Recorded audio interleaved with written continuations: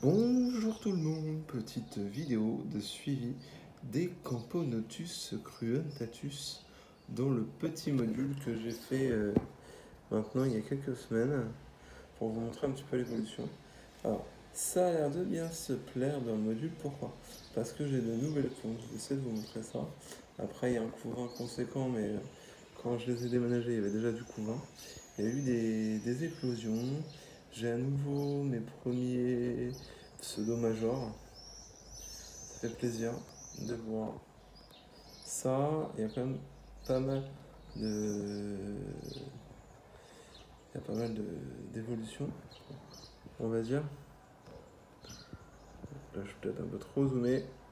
Et pour vous montrer un petit peu. Donc, le côté sec, ça reflète vraiment.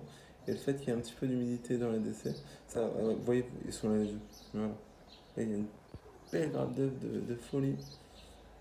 C'est plutôt pas mal. Donc ouais, ça se développe bien. C'est pas un problème pour eux d'être dans le sec. Après, je pense vraiment que ça dépend de votre gene en fait. Dans quel milieu, parce que je sais qu'il y a certaines campanotus qui arrivent à bien se développer dans le sec et d'autres non. Ah, j'ai l'impression que j'ai une ouvrière de coincée. Je sais pas du tout ce qu'elle fait. Non, pourtant elle vit. Ah ouais, elle avance comme ça, elle fait du smurf. Donc ouais, pas de mortalité particulière justement dans ce nid. Ce qui est marrant, c'est qu'en bas, donc, elles ont remblayé l'espace avec de la terre et de la mousse, mais ça c'était à prévoir.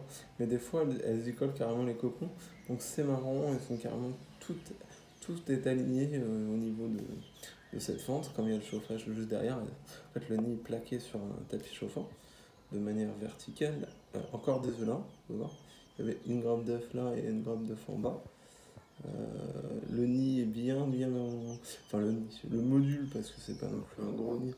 Si je vous montre mon doigt à côté, qui est plein de terre derrière, euh, c'est pas un module de folie, mais il y a quand même un petit peu de place. Et ça s'est bien développé, puisque moi, pour moi, là aujourd'hui, on a une bonne trentaine d'ouvrières faciales.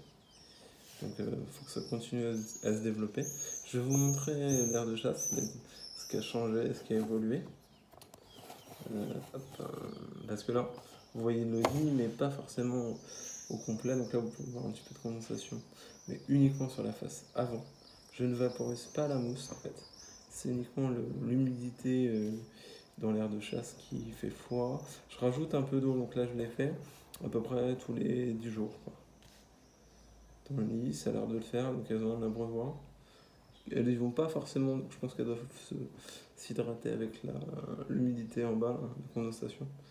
Donc vous voyez la mousse, elle tient sans pour autant avoir à l'arroser. Ce côté-là aussi, vous voyez, là on la voit bien peut-être. J'essaie de dézoomer un petit peu, ce sera peut-être mal. Vous voyez, là c'est quand même mieux pour avoir une vue d'ensemble. Ouais, on peut voir que c'est plutôt pas mal. Ça se développe bien, le dessus aussi. Je vais vous montrer le dessus du.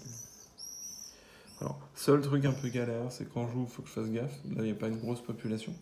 Mais quand elles vont vraiment se développer, ça sera peut-être plus galère pour moi parce que comme il y a très peu de paraffine et que j'en ai pas remis, ça sert strictement à rien. Et ben elle monte bien. Pour la grille, il n'y a pas de souci. Vous pouvez voir, on peut voir une ouvrière qui va essayer de se sauver. Hop, c'est comme ça, je remets le couvercle. Et on peut voir effectivement que bah, c'est pas mal, hein, ça le fait cette histoire. Après à voir sur le long terme, mais pour le moment il y a du développement, il y a de nouveau de la ponte, donc c'est que ça doit leur convenir, clairement. Après, esthétiquement, je trouve ça plutôt pas mal. On va parler points de colle qui ont été faits un peu à la one again, effectivement, pour le coller. D'ailleurs, là, on croirait qu'on a un petit smiley, c'est assez drôle. Petite parenthèse. Oui, donc elle mange bien, liquide sucré, insectes. Elle chasse de plus en plus. Effectivement, c'est une espèce qui est assez agressive, mais là, elle chasse vraiment beaucoup. Maintenant qu'elle s'est bien développée. On peut voir Madame la Gine qui est là, avec ses belles couleurs. Et certains premiers petits majors ont également cette belle couleur rougeâtre sur le milieu du gastre, on va dire. Pas tous, mais voilà, celui-ci. C'est un des premiers petits majors qui a une tête carrée. C'est pas, il est largement plus gros, mais comme c'est les premiers, ça reste assez petit, il y en a un autre là aussi, avec des médias. Et vous voyez quand même beaucoup vent, j'ai des cocons, donc futur ouvrière à venir, pas mal de larves et de la ponte un peu à gogo. Donc là en ce moment j'essaie de les nourrir le plus possible pour que ça fasse quelque chose de bien. Je vais essayer de dézoomer un peu quand même. J'espère que ce sera pas trop moche à l'écran. Également j'ai vu, alors je sais pas si vous allez le voir, mais elles creusent. Elles creusent et des fois elles mettent une partie du couvain. Ça leur plaît d'avoir de la terre. Clairement, ça leur plaît. Et même la mousse en dessous, elle se développe. C'est marrant. Après, vraiment avoir sur le long terme, mais déjà, en quelques semaines, je pensais que ça allait plus mal tourner que ça. Elles m'en ont arraché un peu. Comme vous voyez là, en haut, là, il y a des petites zones de vide. Ça a été arraché, ça. Sûrement par les ouvrières. Mais ça le fait.